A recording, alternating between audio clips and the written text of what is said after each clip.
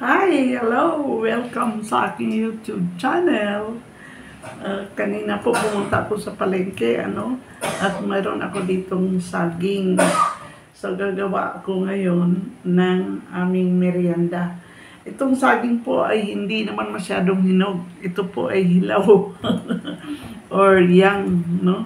Yung ibig ko sabihin, wala akong nakitang ripe banana na saba. So, ito po yung aking nakuha. So, ito po, maglaga tayo kasi pasarapin natin itong ating saging. So, maglagay tayo dito sa ating kaldero. No? Hilaw, ibig sabihin, it's not right. So, medyo matabang po ito kung kakainin. So, ang gagawin natin ay pasarapin natin ito. So, mag-boil lang muna ako ng aking banana. Cute naman ito, mga maliliit lang, pero okay din, no? Okay, so i-boil ko lang ito kasi gagawa tayo ng masarap ng merienda ngayong araw na ito. Okay?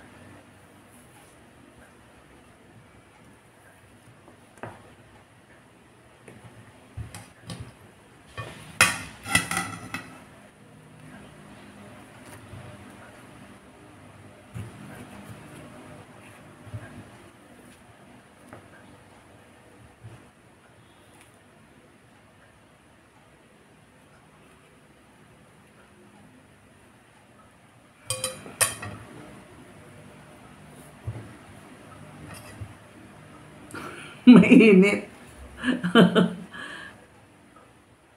Pwede naman palamigin.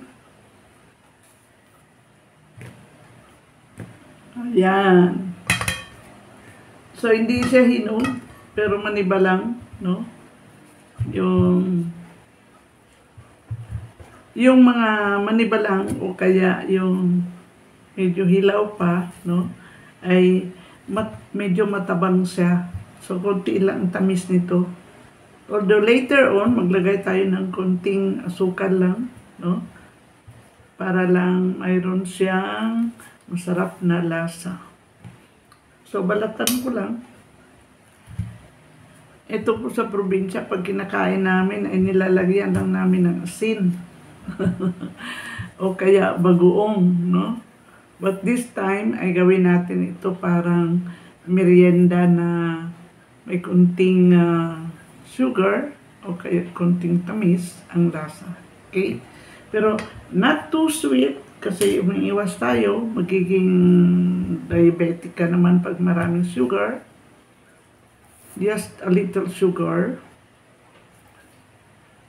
Yan, maganda ang pagkaluto, no? More or less ay mga 15 minutes ko ito na nilaga, no?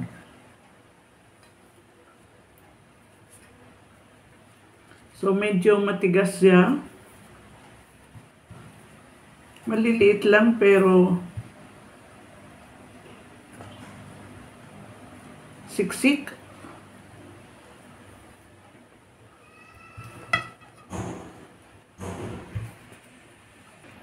Ayan, while still hot, no? Medyo natin ito para lumiit ng konti naman, no? Ay iputol-putulin ko para hindi mahirap mamaya kasi ang gagamitin natin ay yung ating pounding almaris or ito pong gagamitin ko, oh. So, manual lang po natin gagawin yan. Magbayo tayo dito. Kasi wala kaming lusong. Ang tawag sa amin yan, yung lusong, ay yung wooden na pounding material, no? So, at saka wala tayong ilalagay dito na something liquid, no? Pure ito na puro saging. Mamaya. Ito pa yung sinasabi nila na linupak na saging. Yun ang gagawin ko ngayon. No? So, simple lang ito gawin eh. Kakaiba.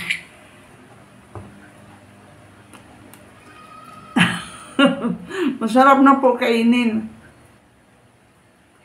Siyempre kasi hilaw, medyo matabang, gawin natin ito na kaya-aya, masarap na merienda. Okay? Ito ang gagamitin ko. Ayan, dito po ako. So, ilagay natin yung saging at mag-try tayo magpukpok ng ating saging. Ilagay ko na lang lahat para makaranas naman tayo ng exercise dito sa ating pounding material. Ito po yung almiris, pero ito ay stone, no? Ibig ko sabihin, yung tawag dito, yung marble. Ito ang specialty sa Aklan, sa probinsya, na binibenta, no? So, nagkaroon ako nito kasi pwede ito gamitin sa sibuyas, no? Pwede sa mga sa bawang, or sa kahit anong seasoning or seeds, pwede sa peanuts, no? So, i-pound lang po natin ito hanggang sa siya ay madurog, no?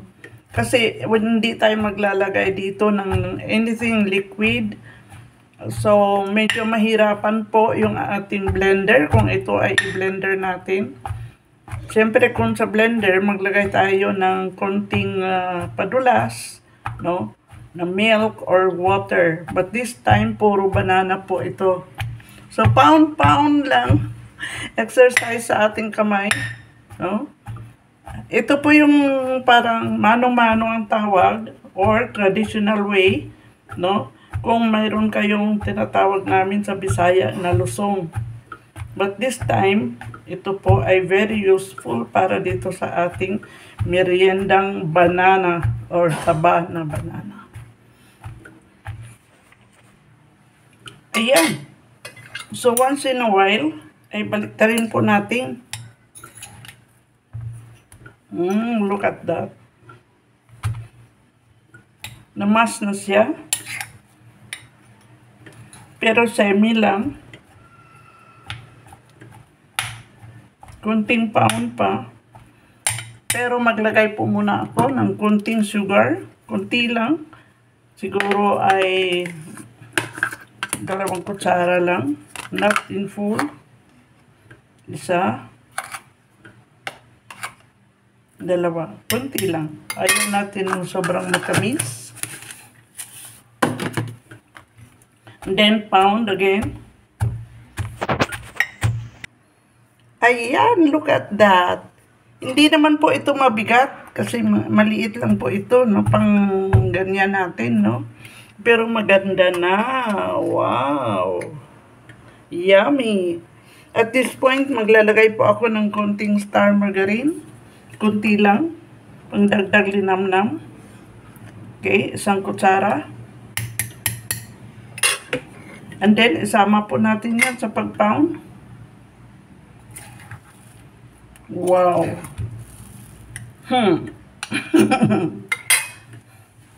Masarap.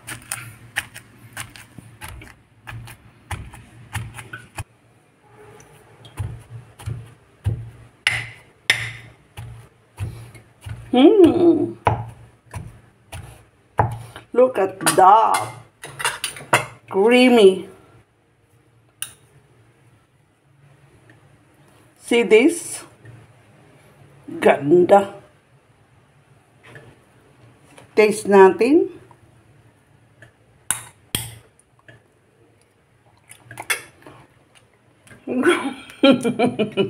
Masarap. Grabe.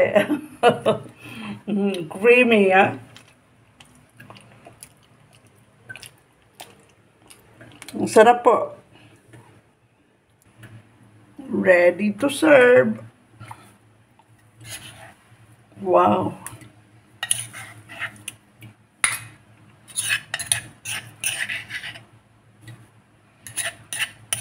Ganun lang kasimple. Ganun lang kabilis. And budget friendly. Malaking tulong po sa akin ito. Itong almiris na ito. Grabe. Marami na na-pound dito. Na bawang, sibuyas, o kaya garlic. Ano ibig ko sabihin ay yung mga paminta. No? Okay. At ito na po yung ating finished product. Wow! Ang sarap-sarap. Ang linopak na saba. No? Now, tikman natin kasi I can't wait.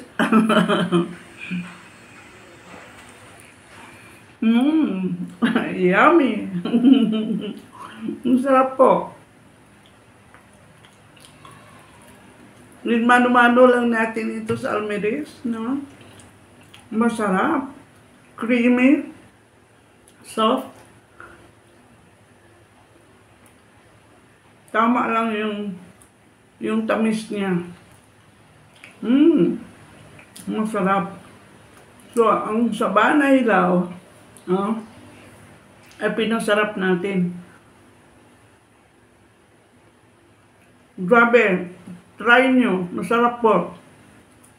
Kahit wala kayong tawag doon sa Luzon namin sa Bisaya. Masarap. Pwede kayong maglagay ng halimbawa dito, no? Pwede siguro sprinkle ng cheese o kaya sesame seeds o kaya desiccated coconut, no? Pwede, pero in itself, ito pa lang, ha? Kahit wala ka nang ilalagay, masarap na.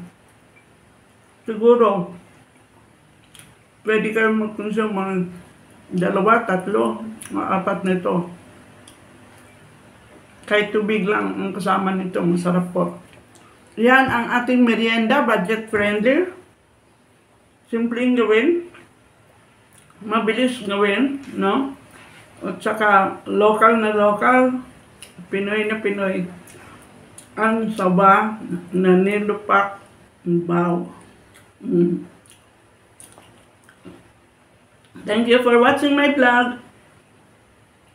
Thank you sa mga nag-watch, nag-like, at saka nag-subscribe sa aking YouTube channel. Nakapambahay lang po ako, absensya kayo. Kasi sabik din ako sa pagkain na ito sa probinsya kasi very common sa amin ito. Bye! God bless us all. See you in my next video. Gagawa tayo ng masarap na merienda. Ng mga simple lang at saka mga budget friendly. God bless us all. Kain tayo.